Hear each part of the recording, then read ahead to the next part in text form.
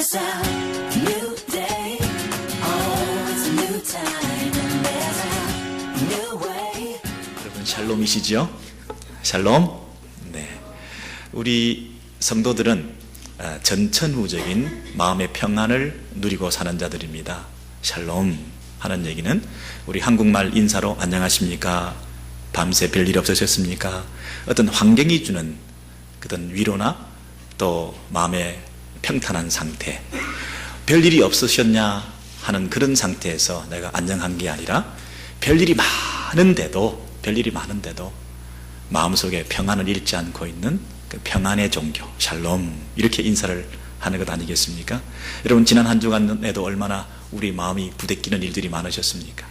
여러분 프레이를 한번 운전하고 어디 목적지를 갔다 오는데도 마치 서커스를 하는 것처럼 그냥 힘들게, 그리고 그 속도를 우리가 느끼고 견디면서 또 한 번 갔다 왔구나. 직장을 가는 것도, 우리 자녀 양육을 하는 것도, 또 비즈니스를 하시는 것도, 건강을 추스리는 것도 이 땅에서 우리의 삶이라고 하는 것이 그렇게 넉넉지 않다는 것이 사실입니다. 그래서 정말 이런 어려운 환경 속에서도 우리가 마음의 평안을 유지하고 신앙생활을 계속해 나간다고 하는 것이 얼마나 다양하고 감사한 일인지 우리 신앙인들의 특권인 것 같습니다. 여러분 불신자들은, 세상 사람들은 이런 많은 문제들을 어떻게 극복하고 살아갈 수 있을까요? 아예 어떤 사람들은 문제를 제거해준다, 문제를 없게 해준다 하면서 거짓말로 우리를 오도하면서 마치 그곳에 구원이 있는 양, 일시적인 평안이 있는 양 그렇게 착각하게 만드는 사람들도 많습니다. 거짓 종교인들도 참 많이 있습니다. 어떤 치료 요법을 통해서 그런 잠시 우리 안에 위로를 느끼게끔 하는 그런 일시적인 처방들도 많이 있습니다. 정치인들은 어떻습니까? 세상에 많은 문제를 아예 없애주겠다고, 근본적으로 이런 문제가 없게 해주는 유토피아를 건설해 줄 수 있을 것 같은 그런 아주 낙관적인, 너무나 이 자신의 생각을 낙천적으로 순진하게 이 세상 문제들에게 접근하는 그런 사람들도 많이 있습니다. 여러분 그러나 성경은 볼 때 문제가 없어질 리가 없습니다. 갈수록 말세가 가까울수록 더 문제는 많아지는 것이고, 이 문제를 해결했느냐 하면 또 다른 문제가 생기는 것이고, 우리가 이 문제를 정복하고 극복했다라고 생각할지 모르지만 또 다른 문제들이 더 큰 넘을 수 없는 산들이 우리 앞에 가로놓이게 되는 것을 우리가 잘 알고 있습니다. 첫째, 기근과 지진과 문제와 소문과 난리의 소식들이 온 땅에 지금 갈수록 더 심해지는데, 그렇다면 불신자들은 논외로하고 그들은 어떤 방법으로 그 어려운 일들을 이겨나가는지 모르겠습니다만, 우리 신자들은 이 땅에서 어떻게 그 문제들 앞에서 이 샬롬의 상태를 유지하고 살 수 있는가? 누군가가 얘기하지 않았습니까? 우리가 정말 두려워해야 할 것은 두려움 그 자체다 그랬습니다. 어떤 환경이 주는 두려움이 아니라 어떤 문제, 어떤 환경 속에서도 내가 두려움을 잃지, 두려움으로 빠져들지 않는, 두려움을 이길 수 있는 그 두려움 자체를 해결할 수 있는 방법을 내가 가져야 이게 진정한 성도요, 이 세상을 이길 수 있는 믿음의 사람들 아니겠습니까? 여러분 우리 그리스도인들은 이런 문제들 앞에서 같이 함몰하고 좌절하고 그 문제를 회피하는 인생들이 아니라, 똑같은 문제를 만났을 때 그 문제가 없다는 것이 아니라, 그 문제를 대수롭지 않게 여기는 것이 아니라, 그 문제가 가볍다는 것이 아니라 똑같은 무게로 점점 더 강하게 우리에게 문제가 다가올 때도 그 문제들을 더 강한 그 무엇으로 이길 수 있는 믿음을 가진 자들 아니겠습니까? 성경에서는 넉넉히 이긴다 이런 표현을 썼습니다. 단순히 문제를 만났을 때 그 문제를 간신히 건건히 매니지해가는 정도가 아니라, 문제를 만나면 인상을 찡그리고 어떻게 힘들어하면서 간신히 극복해가는 그런 정도가 아니라 넉넉히 이긴다. 여러분 문제를 만났을 때 인상이 찡그려지는 것이 아니라 오히려 넉넉히 이기는 기쁨이 있고, 노래가 있고, 감사가 있고, 이런 아름다운 모습들로 성도들이 더 자신의 존재를 드러낼 수 있는 이런 삶을 살 수는 없을까? 여러분 오늘 본문에 보니까 시편의 27편의 그 내용을 좀 보시면 이 시인이 어떻게 그 문제들을 해결했는지 8절부터 10절에 있는 말씀을 통해서 한 가지 비결을 발견했어요.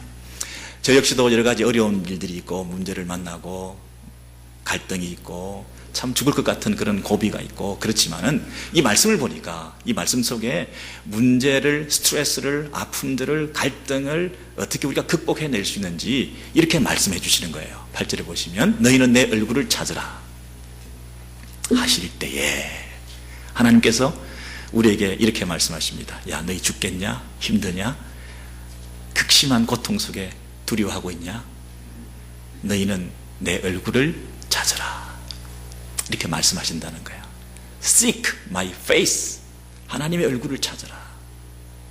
여러분, 하나님께서는요 하늘에 높이 계시는 분이죠. 하나님 그 자체로 만족하시는 분이에요. 우리가 굳이 그분에게 필요한 존재가 아니에요. 그분이 우리를 향해서 나를 찾아라, 나를 봐라, 내가 마치 너희들이 필요한 것인 양, 너희들이 나를 도와줘야 되겠다, 내가 너희가 필요하다, 나를 찾아라, 내 얼굴을 봐라, 이렇게 하지 않으셔도 그분 자체가 영광스러운 분이신데 참 놀라웠게도 그분은 우리에게 찾아오셔서 우리에게 말씀하십니다. 내 얼굴 좀 봐. Attention please. 나를 좀 봐. 내 얼굴을 좀 봐. 우리가 하나님을 봐주면 하나님이 마치 도움이라도 될 것처럼 우리 같은 민물에게 찾아오셔서 여러분 한 사람 한 사람에게 나 좀 봐. 그렇게 말씀하시는 거예요. 그런데 놀라운 것은 나를 봐, 나 좀 봐, 내 얼굴을 좀 찾아봐 이렇게 하시는 그 말씀 앞에 이 시인이 반응했다는 거예요. 무엇으로? 마음으로. 내 마음으로. 내가 마음으로 주께 말하되. 그렇습니다. 마음으로 거기에 대해서 반응하면서 뭐라고 이 시인이 고백했냐면 여호와여 내가 주의 얼굴을 찾으리이다.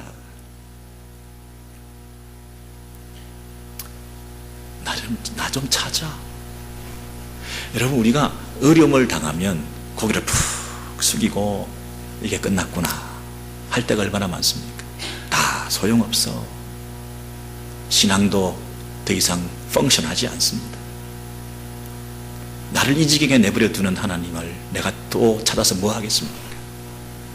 그냥 근성으로 그냥 교회는 왔다 갔다 할지 모르지만 하나님 나를 찾아오셔서 개인적으로 나를 찾아, 나를 봐 하실 때 됐습니다 이러면서 우리가 다른 방법을 찾아서 다른 사람을 찾아서 하소연할 때도 참 많이 있지 않습니까? 그게 일시적인 요법으로는 도움이 될지 모르겠습니다. 뭐 수다 테라피로 그냥 수다를 떨어서 마음이 좀 위로를 받을 수 있을지 모르겠습니다. 이 전화통 마기통을 들고 막 또 우리가 얘기하면서 뭔가를 위로를 받을 수 있을지 모르겠습니다. 근데 여러분, 개인적으로 하나님 찾아오셔서 나에게 뭐라고 하시느냐 하면 내 얼굴 좀 봐. 근데 내가 마음으로 주께 말하되 하나님이여 내가 주의 얼굴을 찾겠습니다. 여기에 여러분 접속이 일어나는 겁니다. 하늘과 땅이 만나는 것입니다. 천상계와 현상계가 연결되는 접점이 생기는 것입니다. 무한하신 하나님의 자원이, 생명이, 능력이 내 것으로 이어지는 상황입니다. 상태가 되는 것이죠. 이게 첫 출발입니다, 여러분. 이게 안 되면 신앙을 유지할 수 없습니다. 종교인으로 근사하게 살 수 있을지 모르겠습니다. 그럴싸하게. 그러나 생명력 넘치는 그 하나님의 무한하신 능력과 지혜와 그 하나님이 우리와 함께 하심을 경험하면서 넉넉히 이김을 체험할 수가 없습니다. 내 얼굴 좀 봐. 내가 주의 얼굴을 찾겠습니다. 얼굴의 반대가 여러분 뭐라고 생각하십니까? 몸 지체 중에서 얼굴의 반대말이 뭐라고 생각하십니까? 등입니다. 등. 우리 하나님께서 등을 돌리시면, 여러분 등을 돌린다는 것은 거절을 말합니다. 너 받아들일 수 없어. 우리 하나님은 한 번도 우리를 향하여 당신의 얼굴을 돌리신 적이 없습니다. 당신은 늘 우리를 지켜보고 계십니다. 우리와 함께 하십니다. 우리를 늘 용납하십니다. 우리가 늘 하나님 앞에 나아가면 하나님께서 늘 우리를 미소 짓고 계십니다. 그분은 등 돌리신 적이 없습니다. 그분은 늘 우리를 지켜보시고 우리를 향하여 당신의 얼굴빛으로 비추고 계시는 분이십니다. 문제는 우리가 그 하나님을 인지하지 못하고 그 하나님의 임재 앞에서 그 하나님의 강력하고 압도적인 임재를 느끼면서 그분을 향하여 우리의 마음을 열고 그분을 바라보는 이 부분이 없기 때문에 우리는 그분의 함께 하심을, 나와 함께 하신 하나님을 체험할 수가 없는 것입니다. 어떻게 해야 된다고요? 우리는 낙심했을 때, 좌절했을 때 그분은 항상 찾아오셔서 마치 그분이 우리의 도움이 필요한 것인 양 내 얼굴 좀 봐. 그 음성을 늘 들려주십니다. 하나님 나를 찾아오셔서 나를 찾아라 이렇게 말씀하실 때 우리가 반응하기를 내 마음이 주께 말하되 내가 주의 얼굴을 찾겠나이다. 여러분 이 고백이 여러분 가운데 있으시기를 바랍니다. 그리하면 하나님께서 이제 우리를 떠나지 아니하시고 늘 함께 하셨던 그 하나님이 우리에게 힘이 되시고 능력이 되셔서 우리는 그 하나님의 무한하신 자원과 생명력을 공급받아 이 땅에서 그 어떤 것들에 비교해서도 더 크시고 강력하시고 지혜로우시고 영원하신 하나님의 섭리 가운데 우리를 이끌어가 주신다는 것입니다. 이것이 믿음입니다, 여러분. 믿음. 이해할 수 없는 일을 만났는데 우리는 이해할 수 없는 믿음으로 이길 수 있다는 것입니다. 이해할 수 없는 일 가운데 우리는 뭘 가졌다고요? 이해할 수 없는 믿음이 내 안에 생긴다는 것이에요. 하나님 나를 찾아오셔서 내 얼굴을 봐. 내가 하나님의 얼굴을 보겠습니다. 이 연결고리가 여러분 안에 회복되면 이게 신앙생활의 첫 출발이 되는 것입니다. 그래서 여러분 주의 얼굴을 내게서 숨기지 마시고 주의 종을 버리지 마소서. 나의 도움이 되시고 나의 구원이 되시는 하나님이시여 나를 버리지 마시고 떠나지 마소서. 심지어 나의 어머니와 아버지가 나를 버린다 할지라도, 여러분 부모가 나를 버린다는 얘기는 세상의 끝을 말합니다. 더 이상 기댈 곳이 없다는 것입니다. 여러분 부모들이 우리를 향하여 가지신 그 사랑이라는 것은 참으로 놀라운 것입니다. 가없는 부모님의 사랑과 은혜를 우리가 잘 알고 있지 않습니까? 하나님의 사랑에 비견될 만큼 부모들의 사랑은 참으로 놀랍고 고귀한 것입니다. 그런데 비극이 뭐냐면 그 부모님의 사랑이 늘 부족하다는 것입니다. 우리에게 비극은 뭐냐면 우리가 가장 기대했던 그 부모님이 우리를 더 많이 확실히 완전히 채워주지 못한다는 사실입니다. 거기서부터 오는 상실감, 부모로 대표되는 가장 믿을 만한 분, 세상에서 기댈 만한 그 모든 대상에서 오는 상처라는 것이 생긴다는 것이죠. 그래서 모든 것이 나를 떠났다. 아무도 기댈 데가 없다. 아무도 믿을 수 없는 사람들이다. 이 세상은 참으로 우리가 살기에 부적합한 곳이다. 이렇게 느끼는 상황, 부모가 나를 버릴지라도, 부모가 끝까지 우리를 책임져 주지 못하고 떠났다 할지라도, 그럼에도 불구하고 우리는 하나님 한 분이 우리에게 모든 것이 되신다는 이 믿음, 여러분 이 믿음을 우리가 다 가졌다고 생각을 하는데요, 결정적인 순간에 이 믿음을 표현하고 살아가 있는 이 믿음을 경험하고 계십니까? 우리는 한도 끝도 없이 세상에 대한 미련과 애착이 있어가지고 급할 때마다 하나님을 찾는다고 하면서도 세상의 어떤 근거를 찾아서, 내가 들어놓은 보험을 찾아서, 내가 보장받은 어떤 근거를 향해서 우리가 뛰어다닐 때가 참 많이 있습니다. 여러분 정말 신앙인이라고 하면, 하나님 한 분으로 만족하면 결정적인 순간에 우리의 믿음의 진가가 드러나게 될 텐데, 신앙인이라고 하면서 위급한 상황에 똑같이 세상 사람들과 똑같이 우리의 믿음을 빛나게 하지 못한다면 우리는 날마다 껍데기밖에 없는 종교인으로, 능력 없는 그런 신앙인의 삶을 실패하는 인생으로 살 수밖에 없을 것입니다. 우리가 정말 두려워해야 할 것은 두려움 그 자체인데, 오히려 우리 신자들이 오히려 더 두려워하면서 전전긍긍하는 그런 실패하는 인생이 되고 말 것입니다. 여러분 오늘 본문에 이 시인이 어떤 어려움 속에 있었던가요? 1절부터 이 7절까지 그 앞에 내용을 보시면, 여호와는 내 빛이시요 내 구원이시요 내 생명의 피난처가 되시니 누구를 두려워하겠습니까? 이 시인의 위대한 점은 뭡니까? 이미 정답을 가지고 있다는 것입니다. 하나님께서 나를 찾아오셔서 내 얼굴을 찾아봐라, 내 얼굴을 바라봐라, 내가 주의 얼굴을 바라보겠나이다. 이 연결이 먼저 늘 돼 있는 사람이라는 거예요. 우리가 이 예배를 드리러 나왔는데요, 어떻게 찬양을 통해서 억지로 막 반복을 해서 여러분 마음을 이렇게 부추겨 가지고 하나님 앞에 직접 연결시키려고 막 애를 쓰는 이런 예배와 찬양이 아니라, 이미 연결된 사람이 이곳에 나와서 연결된 사람이 부르는 찬양을 드리면 얼마나 이게 뜨겁겠냐, 얼마나 이게 놀랍겠냐, 얼마나 이게 파워풀하겠냐, 얼마나 위로가 되고 은혜가 되고 생명을 공급받겠냐. 억지로 연결시키는 예배와 찬양이 아니라 연결된 사람이 드리는 찬양이 얼마나 놀랍겠냐. 여러분 이미 연결된 사람이 여호와는 나의 빛이요 1절부터 나의 생명이 되시고 나의 구원이 되신다고 하는 이 확신 속에 이미 여호와 하나님이 나를 찾아라, 내 하나님을 찾겠습니다, 하나님과 연결되고 하나님을 찾은 사람이 드리는 이 찬양의 이 노래의 이 감동이 얼마나 시편 27편 속에 처음부터 끝까지 녹아져 있는지. 이 시인은 27편 1절부터 여호와는 의심 없이 내 빛이 되십니다 고백하는 것이에요. 어떤 문제가 있는데 원수가 내 살을 먹으려고, 생쌀을 뜯어먹으려고 하는 야수와 맹수와 같은 이 원수들이 나를 공격하는 이런 상태에서도 여호와는 내 빛이시라고 이미 1절에 결론이 나와 있는 거예요. 한두 사람 원수가 아니라 군대가 날 대적해 진칠지라도 여러분 학교, 여러분 직장, 여러분의 교회, 여러분이 그래도 인정받고 있는 곳곳에 여러분의 원수들이 와서 진치고 앉아가지고 기다리고 있어가지고 여러분의 명예를 훼손하고 여러분을 욕짓거리에 빠져들게 만들면서 여러분의 경제활동을 방해하고 여러분의 자녀들에게 해코지하고 여러분을 죽이려고 진치고 있다 할지라도 수많은 사람들이, 여러분 한두 사람이 아니라 수많은 사람, 군대가 나 한 사람을 죽이려고 온 세상이 총공세를 벌이고 있는데, 전쟁이 일어났는데 그런 가운데서도 여러분 한두 사람이 문제가 아니라, 군대가 문제가 아니라 우리의 싸움의 대상, 그들의 양, 수량, 규모, 사이즈의 문제가 아니라 그들이 어떠한 사람이라 할지라도, 어떤 대적이라 할지라도 우리 하나님 한 분이 계시기 때문에 결과는 똑같다는 것입니다. 여호와는 나의 빛이시요 구원이 되신다는 것이죠.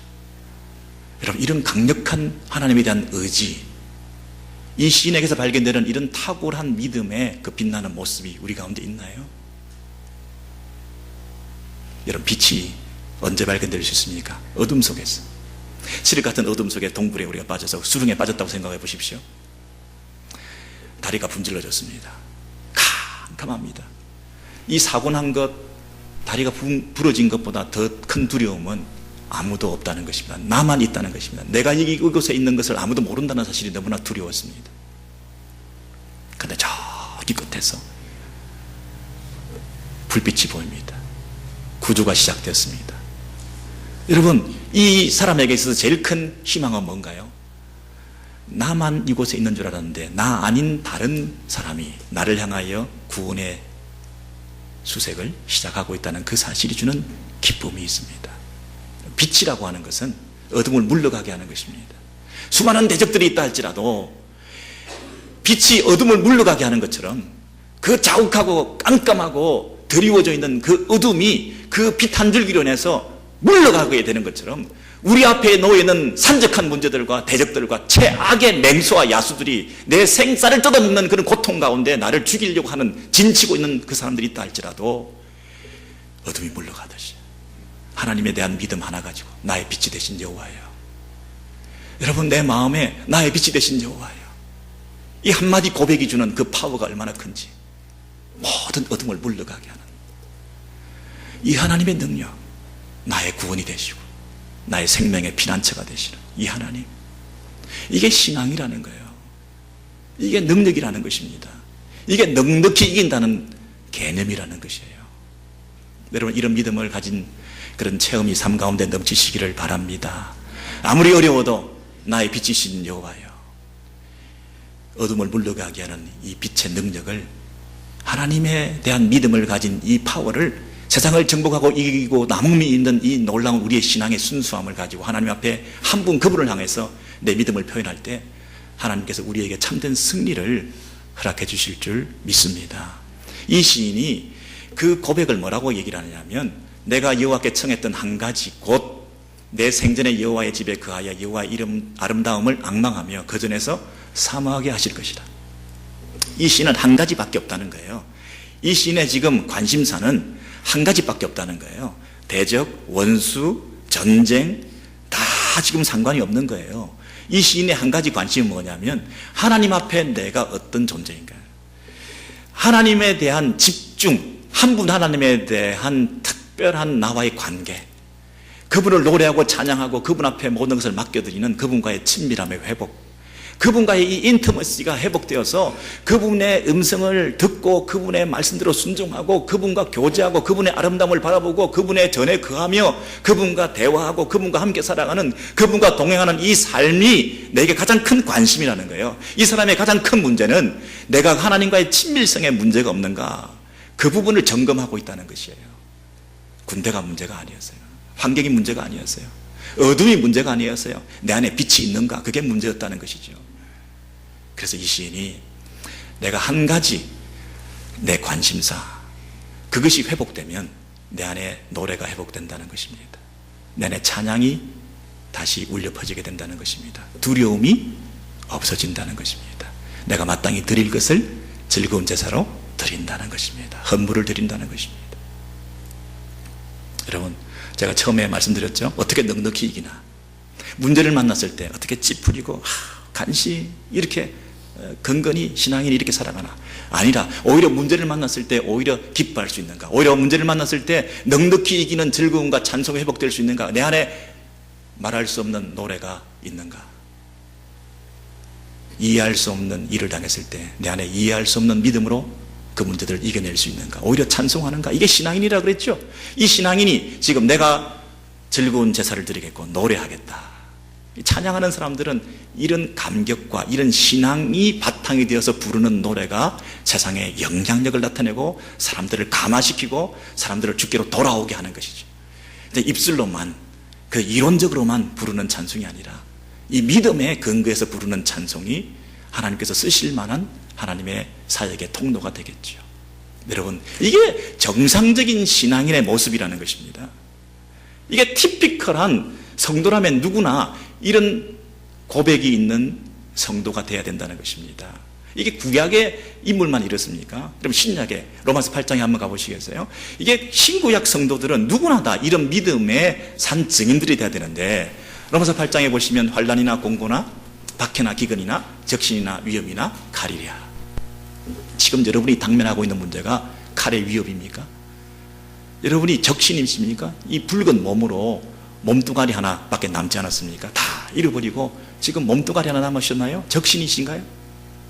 여러분이 지금 기근이나 박해나 공고나 환난이나 경제적으로 관계적으로 어려움을 당하고 있나요? 여러분, 이런 극심한 고통 가운데 있을지라도 심지어 종일 주를 위하여 죽임을 당하게 되며 여러분 매일 그리고 하루 종일 내가 이 칼이 내 목에 들어와서 죽임을 당할 것 같은 이런 위협 속에 여러분이 살고 계시나요? 여러분이 도살을 당할 양처럼 지금 무력하고 여러분은 스스로 아무것도 자력 부분에 어떤 힘이 없는, 그저 이렇게 죽을 수밖에 없는, 아무 힘도 쓰지 못하는 이런 비참한 말로를 겪을 수밖에 없는 우리의 삶 가운데 지금 처절하게 고통당하고 있으신가요? 그리할지라도 그러나 우리 성도들은 그렇다 할지라도 그러나 이 모든 일에 우리를 사랑하신 이로 말미암아 우리가 어떻게 해요? 넉넉히 이긴다. 그냥 이기는 게 아니고요, 넉넉히 이긴다. 뭐가? 예수 그리스도 안에 우리를 사랑하시는 그 하나님의 사랑, 이것으로 말미암아 우리가 넉넉히 이긴다는 거예요. 여러분 어디에 접속되어 계시나요? 첫 단추를 어떻게 꿰고 계시나요? 여호와 그분이 나의 빛이 되신다 이렇게 고백하실 수 있나요? 모든 어두움 속에서 그분이 내 빛이 되십니다. 내 안에 그 빛이 있습니다. 그럼 어두움은 물러가는 거 아니겠습니까? 넉넉히 이길 수 있지 않습니까? 그런 고백이 있으신가요? 우리는 환경적인 어려움 때문에 지금 너무나 자기 연민에 빠져서 스스로를 불쌍하게 생각하면서 이게 아닌데 이럴 수가 없는데 언제까지 이럴 수 있습니까? 원망하는 사람, 불평하는 사람, 정죄하는 사람, 남을 탓하는 사람, 너무 힘들어요. 불경기를 탓하고 경제를 탓하고 정치인을 탓하고 신앙 공동체를 탓하고 목회자를 탓하고 형제를 탓하면 이래서 어떤 우리 안에 있는 어려움들 속에서 그 문제가 다른 어떤 외부적인 요인 때문에 우리가 이렇게 힘들하다고 생각하며 고통하고 있는데, 오늘 이 시인의 해결 방법은 그게 아니네요. 내 안에 빛이 없습니다. 예수 그리스도 그분 안에서 사망이나 생명이나 현재이나 장래이나 다른 어떤 피조물이라 할지라도 우리를 예수 안에 있는 하나님의 사랑에서 끊을 수 없느니라. 여러분, 우리 신앙인들의 특별하신 특권을 우리에게 주셨습니다. 여러분, 이런 은혜를 늘 삶 가운데 체험했으면 좋겠습니다. 이 하나님의 사랑에 이미 우리가 연결되어 있기 때문에 억지로 연결되려고 애를 쓰는 존재가 아니라 이미 우리는 믿음 안에서 연결된 존재이기 때문에 무한하신 하나님의 지혜와 섭리 가운데 예수 그리스도 안에서 과거와 현재와 미래 안에 우리를 하나님의 자녀로 삼아주시고 예수 그리스도의 사랑으로 하나님 백성 되게 하신 이 확신 때문에, 아멘, 믿음으로 말미암아 우리는 늘 하나님 앞에서 능력 있게 넉넉히 이기는 삶을 살아가야 한다고. 구약의 성도나 신약의 성도들이나 신구약의 성도들의 티피컬한 특징이 뭐냐면 넉넉히 이기는 삶을 살아가는 것이 성도들의 특징인데 우리 안에 왜 이 넉넉히 이김이 없느냐는 거예요. 이유가 뭐라고요? 이해할 수 없는 상황 속에 이해할 수 없는 믿음의 모습을 우리가 회복하지 못하기 때문에. 내 얼굴을 봐라. 내 마음이 뭐라고 주께 말한다고요? 네, 내가 주님의 얼굴을 바라보겠습니다. 이 연결을 하나님께서 원하시는 것이죠. 그러면 이 하나님과 연결된 사람은 그 삶이 어떻겠습니까? 오늘 시편 27편 우리가 시간이 좀 없기 때문에 난 줄여서 13절, 14절 마지막 두 절만 같이 한번 읽으시겠습니다. 시작. 내가 산자들의 땅에서 여호와의 선하심을 보게 될 줄 확실히 믿었도다. 너는 여호와를 기다릴지어다. 강하고 담대하며 여호와를 기다릴지어다. 기다리라는 단어가 여러 번 나오는데요, 여러분, 왜 수동적인 기다림으로 이 얘기가 끝이 날까요? 기다림은 그저 단순한 정지 상태가 아니라는 거죠. 기다림이라고 하는 것은 믿음의 강렬한 표현이라는 거죠. 정말 하나님 앞에 연결되어서 그 하나님의 능력을, 하나님의 지혜를, 생명을 공급받은 사람은 하나님이 모든 것이라고, 내 한 가지 소원, 그 하나님과 관계가 회복되는 것이다 하는 그런 믿음을 가진 사람은, 그 하나님에게 연결된 사람은 할 수 있는 게 뭐라고요? 기다림이라는 거예요. 그분을 믿기 때문에 환경과 상관없이 뛰어다니고 분주하지 않고 그분의 때를 기다린다는 것이죠. 믿음이야말로 기다림으로 표현되는 것이고, 기다림이야말로 믿음의 행위라는 것입니다. 여러분, 그 하나님을 언제까지 기다리나요? 내가 산자들의 땅에서 여호와의 선하심을 보게 될 줄 확실히 믿었도다 그랬습니다. 여호와의 선하심이라고 하는 것은 하나님의 은혜 베푸심을 말하는 것입니다. 하나님께서 우리에게 축복해 주실 것을 말하는 것입니다. 하나님께서 선하심을 드러내시는 때를 말하는 것입니다. 하나님께서 나에게 함께 해 주셔서 내가 지금 죽을 것 같은 상태에서 대적들이 진치고 전쟁이 일어나는 것처럼 군대들이 나를 죽이려고 하고 있지만, 온 세상이 총공세를 펼쳐서 나를 죽이려고 하는 것 같지만, 마치 예수 그리스도를 죽이려고 온 세상이 들고 일어나서 한 사람을 죽이려고 모든 세상이 총공세를 펼치고 있는 것 같은 그런, 모든 세상이 나를 버리고 모든 세상이 나를 죽이려고 하는 이런 극심한 고통 가운데서도 내가 뭐가 있다고요? 믿음이 있다는 거예요. 뭘 믿는 거예요? 뭘 믿는다고 얘기를 하죠? 여호와의 선하심을 보게 될 줄을 내가 믿는다는 거예요. 여러분, 보게 될 줄을 믿는다 그랬어요. 여러분, 봤으니까 내가 믿었어요? 내가 믿었으니까 보게 되는 거예요. 내가 이거 다 보여주면 내가 믿겠다는 거예요? 내가 이런 거 다 경험하고 이런 열매가 나타나고 이런 하나님의 손길이 나타나면 내가 그때서 믿겠다는 거예요? 아니에요. 하나님께서 앞으로 나의 인생 가운데 축복해 주시고 은혜 베풀어 주실 것을 분명히 보게 될 것을 내가 지금 믿는다는 거예요. 내가 이렇게 믿으니까 앞으로 하나님께서 그것을 보게 해 주실 거라는 거예요. 축복해 주실 것을, 은혜 베풀어 주실 것을. 언제예요? 내 생전에.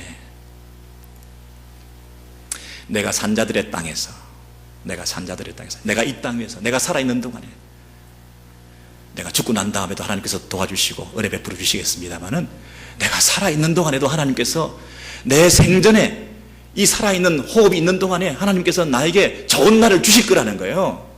하나님께서 놀라운 역사를 우리 인생 가운데 개입해 주셔서 내 삶을 새롭게 해 주실 거라는 거예요. 내가 그걸 보게 될 날이 있을 거라는 것을 내가 믿는다는 거예요. 하나님이 나를 버리지 아니하셨을 거라는 거예요. 하나님이 내 하나님이고 내 백성 되시는 그 하나님의 놀라운 사랑으로 내 백성들을 케어하시는 그 하나님의 사랑이, 우리를 끊을 수 없는 하나님의 그 사랑으로 이 땅 위에서 내 삶을 책임져 주실 것이라는 거죠. 내 생전에 내가 좋은 날이 있을 거야. 내 생전에 하나님 내 인생에 개입하실 거야. 내 생전에 하나님은 나를 아무렇게나 버려두시는 분이 아니야. 내가 아무렇게나 죽게끔 이렇게 내버려 두실 분이 아니야. 내가 이렇게 망가지도록 하나님께서 나름대로 버려두시는 것이 아니라 나름대로 가지신 계획과 내가 나를 향한 생각보다 하나님이 나를 향한 생각이 더 많으셔서 내 인생길 가운데 하나님의 때에 일하셔서 나를 축복하시고 하나님께서 내게 은혜 베풀어 주시고 내게 선하신 역사를 펼쳐주셔서 정말 하나님께서 영광 받으실 그날이 있을 거야. 내가 그때를 기다린다. 하나님 은혜 베푸시는 그때를 보게 될 것을 내가 확실히 믿고 내가 기다릴 것이야. 여러분, 이것이 시인의 고백이었습니다. 하나님께서 여러분 가운데 찾아오시길 바랍니다. 어두운 가운데 칠흑 같은 수록 속에 여러분 힘들어하고 있는 가운데에서도 하나님이 한 줄기 빛으로 여러분 찾아오시길 바랍니다. 그 생명의 빛으로 여러분의 인생을 인도해 주실 것입니다. 그분이 찾아오실 때 이렇게 말씀하십니다. 내 얼굴을 봐라. 내 마음으로 항상 어떻게 대답한다고요? 내 마음이라는 것은 내 인격입니다. 내 전인격입니다. 내 온 마음을 다해서 내가 주님을 바라보겠습니다. 내가 주님을 바라볼 때 주께서 내 안에 생명으로 구원으로 빛으로 거하셔서 모든 문제들을 재해석하게 하시고 모든 어려운 상황 속에서 그것들을 상대화시켜서 하나님의 관점으로 보게 하셔서 내 생전에 하나님의 일을 이루어내시고 하나님께서 우리에게 은혜 베풀어 주시고 복 주시고 하나님의 방법으로 우리에게 인생을 어떻게 책임질 수 있는지를 우리가 간증하게 될 날이 있게 될 것입니다. 이런 은혜가 저와 여러분 가운데 넘치시기를 주의 이름으로